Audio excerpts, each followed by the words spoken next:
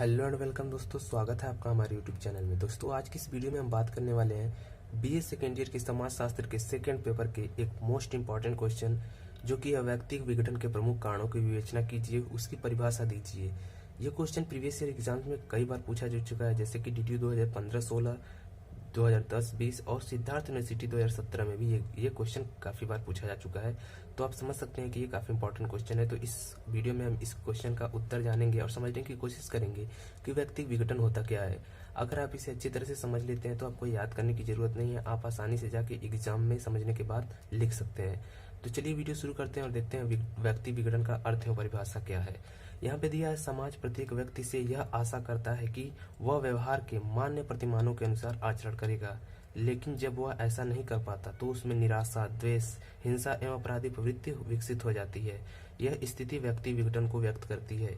दूसरे शब्दों में, व्यक्तिगत विघटन वह स्थिति है जिसमें असंतुलित व्यक्तित्व के कारण व्यक्ति समाज द्वारा मान्य व्यवहारों के विपरीत आचरण करता है। दोस्तों व्यक्ति विघटन से इस तरह से समझ सकते हैं कि कोई व्यक्ति जो विघटित हो चुका हो, अंदर से टूट चुका हो, जैसे कोई चोरी कर रहा हो, वो अंदर से टूट गया, अपराधी प्रवृत्ति जागृत हो जाती है उसके अंदर। जैसे कि आप एक पागल व्यक्ति को देख सकते हैं जो कि समाज में रहने वाले व्यक्तियों के अनुसार व्यवहार नहीं करता, अलग व्यवहार करता है, क्योंकि उसके अंदर जो है व्यक्तिगत विघटन हो चुका है। तो इसी को कहते हैं व्यक्ति विघटन। यहाँ पे दिया है, समाज में प्रत्येक व्यक्ति से यह आशा करता है, समाज जो है वो प्रत्येक व्यक्ति से आशा करता है कि व्यवहार के मान्य प्रतिमानों के अनुसार आचरण करेगा, कि वो व्यवहार के जो मान्य प्रतिमान है उनके अनुसार व्यवहार आचरण करेगा। जैसे पागल व्यक्ति होता है वो हर लोगों से अलग तरीके से व्यवहार करता है, लेकिन जो एक सामान्य व्यक्ति होता है वो ऐसा व्यवहार नहीं करता। तो जो पागलों की तरह होता है उससे वो क्या हो गया होता है, व्यक्तिगत विघटन हो गया होता है उसके अंदर, इसलिए वो ऐसा व्यवहार करता है, उसी को हम कहते हैं व्यक्तिगत विघटन। इसमें अब हम देख लेते हैं आगे समाजशास्त्रियों ने व्यक्तिगत विघटन को किस प्रकार से परिभाषित किया है, यानी कि समाजशास्त्रियों ने व्यक्तिगत विघटन को क्या परिभाषा दी है। जैसे यहाँ पे इलियट और मैरिल हैं, उनके अनुसार समाज के नियमों और समाज के साथ तादात्म्यकरण न होना ही व्यक्तिगत विघटन है। यानी कि समाज के नियमों के साथ मेल जोल जो ना खाता हो, यानी समाज के नियमों के जो समाज के द्वारा नियम बनाए गए हैं कि आपको ये करना है, आपको ये नहीं करना है, उसके साथ जो मेल नहीं खाता है वो जो है व्यक्तिगत विघटन होता है। मावरर क्या कहते हैं, देखते हैं यहाँ पे। मावरर के अनुसार सभी व्यक्तिगत विघटन व्यक्ति के उन आचरणों का प्रतिनिधित्व करता है, यानी उन आचरणों को दिखाता है जो संस्कृति द्वारा स्वीकृत आदर्शों नियमों से इतना अधिक भ्रष्ट हो जाता है कि उन्हें सामाजिक स्वीकृति प्राप्त नहीं होती है। यानी कि कोई व्यक्ति इतना भ्रष्ट हो जाए, इतना गंदा काम करने लगे, उसका दिमाग इतना खराब हो जाए कि वो सही रास्ते पे सही बातें ना बोल पाए, तो उसे क्या कहेंगे, उसे क्या कहेंगे, व्यक्ति का विघटन हो चुका है और उसे जो समाज है वो स्वीकृति प्रदान नहीं करता, यानी उसे समाज से अलग रखा जाता है। पागलों से लोग दूर भागते हैं, जिनका दिमाग खराब है उनके पास लोग नहीं जाते हैं, क्योंकि वो व्यक्तिगत विघटन का शिकार हो चुके हैं।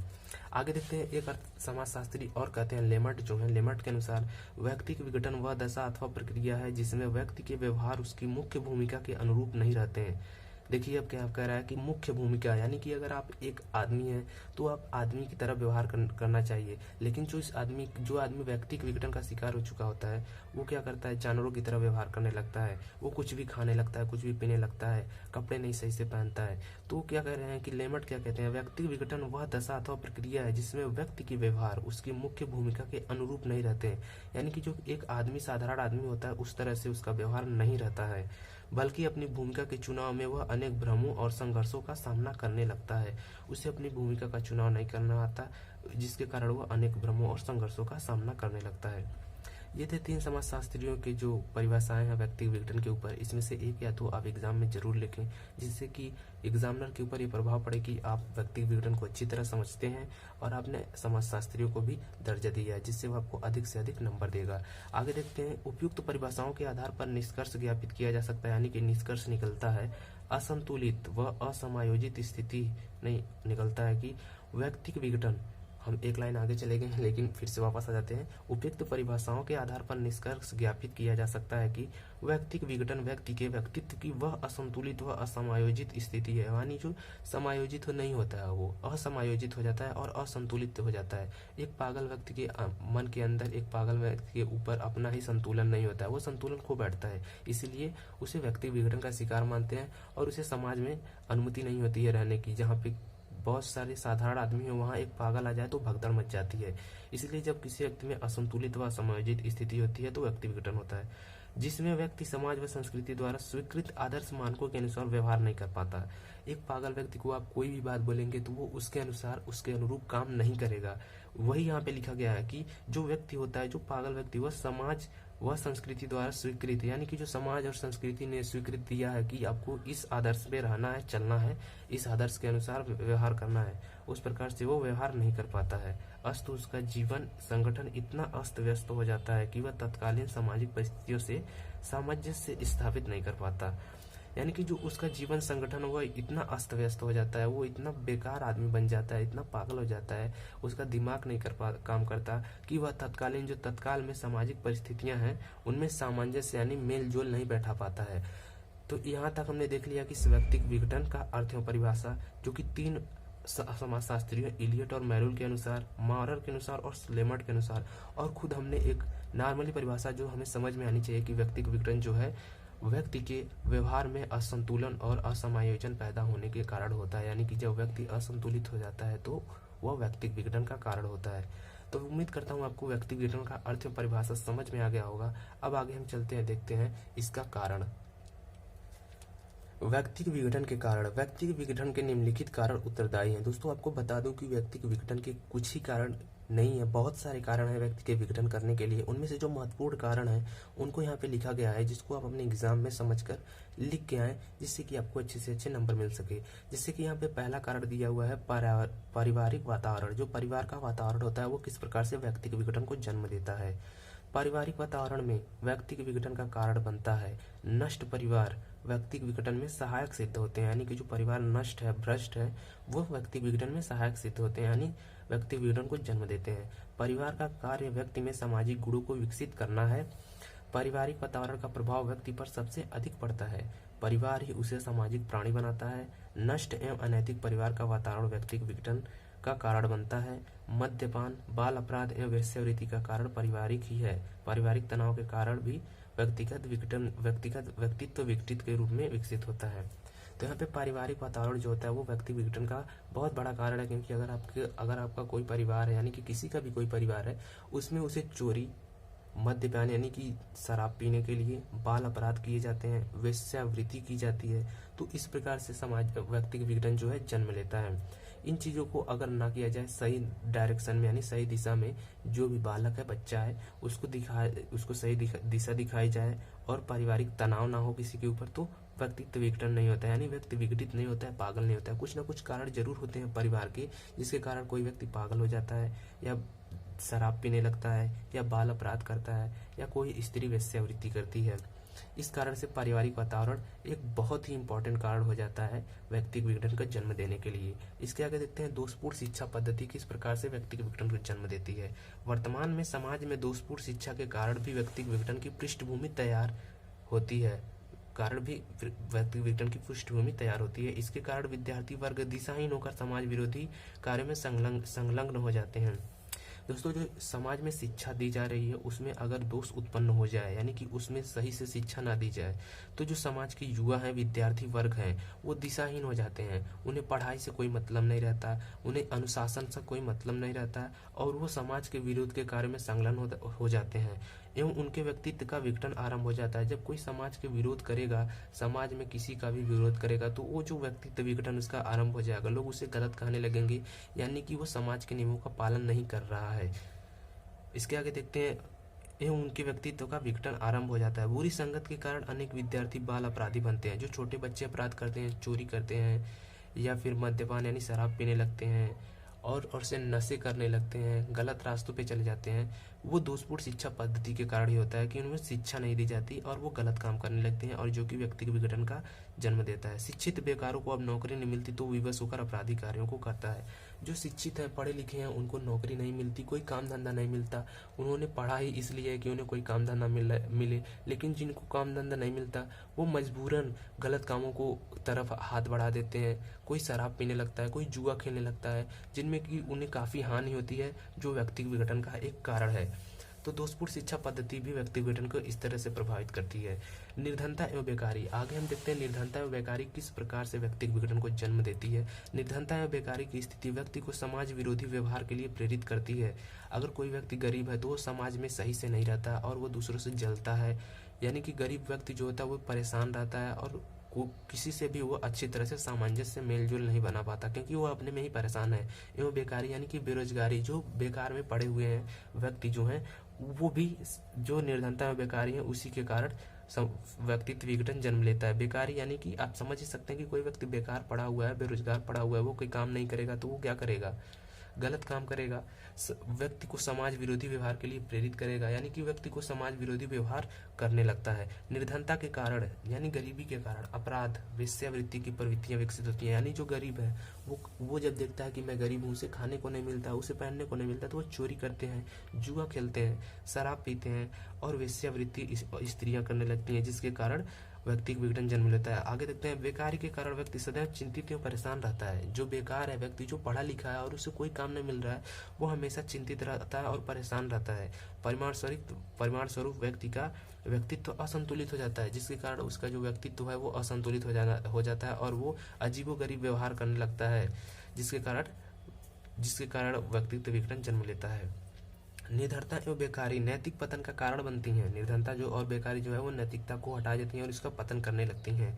यह दोनों व्यक्ति में भावनात्मक असुरक्षा विकसित करने का कारण बनती है। परिमाणतः व्यक्ति विघटन होता है। दोस्तों, निर्धनता एवं बेकारी से आप आसानी से समझ सकते हैं कि व्यक्ति के विघटन क्यों जन्म लेता है, क्योंकि जब कोई गरीब रहता है या बेकार रहता है पढ़ा लिखा व्यक्ति, तो वो जब बेकार पड़ा रहता है तो वो सोचता है कि मैं बेकार हूँ, चिंतित रहता है, परेशान रहता है और गलत कामों की तरफ अपने हाथ बढ़ा देता है, जो कि व्यक्ति विघटन का कारण बनते हैं। अति जनसंख्या, अब यहाँ पे देख सकते हैं जनसंख्या वृद्धि किस प्रकार से व्यक्ति विघटन का कारण बनता है। अति जनसंख्या के कारण प्रति व्यक्ति आय कम हो जाती है। अधिक जनसंख्या के कारण काम करने योग्य एवं इच्छुक व्यक्तियों को काम नहीं मिल पाता, जो व्यक्ति विघटन को जन्म देती है। दोस्तों, बहुत से युवा बेरोजगार हैं, बहुत ज़्यादा पढ़े लिखे हैं, उनको काम नहीं मिल रहा है और जनसंख्या बढ़ने से सबकी आय घट रही है। यानी कि आप देख लीजिए, जहाँ पे 10 व्यक्ति हैं और जहाँ पे 50 व्यक्ति हैं और समान खाना दिया जाए तो उनमें से 10 व्यक्ति आराम से खा लेंगे, लेकिन 50 व्यक्ति आराम से नहीं खा पाएंगे। यही है अति जनसंख्या के कारण व्यक्ति विघटन, जिसके कारण से लोग विघटित हो जाते हैं, गलत रास्तों पर चलने लगते हैं, जो व्यक्ति विघटन का कारण बनता है। अब आगे देखते हैं एक और नया कारण, यानी कि छठा कारण कौन सा है। छठा कारण देखें तो आर्थिक स्थिति, यानी कि आर्थिक स्थिति किस प्रकार से व्यक्ति विघटन का कारण बनती है। आर्थिक स्थिति के खराब होने पर व्यक्ति अपनी आवश्यकताओं की पूर्ति के लिए कभी कभी अस्वीकृत ढंग से व्यवहार करने को भी बाध्य हो जाता है। निर्धनता और बेकारी व्यक्ति को भीख मांगने, चोरी करने, अपराध करने और कुछ स्त्रियों को वेश्या बनाने में विवश कर देती हैं। जब व्यक्ति को मान्य तरीकों से अपनी आवश्यकताओं की पूर्ति का मौका नहीं मिलता तो वह भ्रष्ट से भ्रष्ट तरीका अपना सकता है, समाज विरोधी कार्यों में संलग्न हो सकता है। आर्थिक संकट और असुरक्षा की स्थिति में भय, चिंता और कष्ट व्यक्ति को घेरते हैं, जो व्यक्ति विघटन में योग देते हैं। यहाँ पे आप देख सकते हैं कि आर्थिक स्थिति अगर आपकी कमजोर है, जो भी समाज में व्यक्ति हैं उनकी आर्थिक स्थिति कमजोर है, उनके पास पर्याप्त पैसा नहीं है जीवन जीने के लिए, तो वो क्या करते हैं, भीख मांगते हैं, चोरी करते हैं, अपराध करते हैं और कुछ स्त्रियां वेश्या बन जाती हैं, जिनके कारण वो मजबूर होते हैं। और वो स्त्रियां भी मजबूर होती हैं क्योंकि उनके पास खाने के लिए ही पैसे नहीं हैं, अपना पेट ही चलाने के लिए पैसा नहीं है, तो वो क्या करेंगे। इसलिए आर्थिक स्थिति बहुत ज़्यादा जिम्मेदार है व्यक्ति विघटन को जन्म देने के लिए। इसके आगे देखते हैं दोषपूर्ण संगति जो है वो किस प्रकार से व्यक्ति के विघटन को जन्म देती है। व्यक्ति के विघटन का एक प्रमुख कारण दोषपूर्ण संगति है, यानी कि अगर चोर के साथ कोई रहता है तो चोरी करेगा, अगर शराब वाले के साथ कोई रहता है तो शराब जरूर पिएगा। उसी प्रकार की दोषपूर्ण संगति क्या कहती है, किसी व्यक्ति के परिवार का वातावरण चाहे कितना भी अच्छा हो, लेकिन यदि उसके मित्र और साथियों का जीवन दोषपूर्ण हो तब उसे तरह तरह के दोष उत्पन्न हो जाना स्वाभाविक है।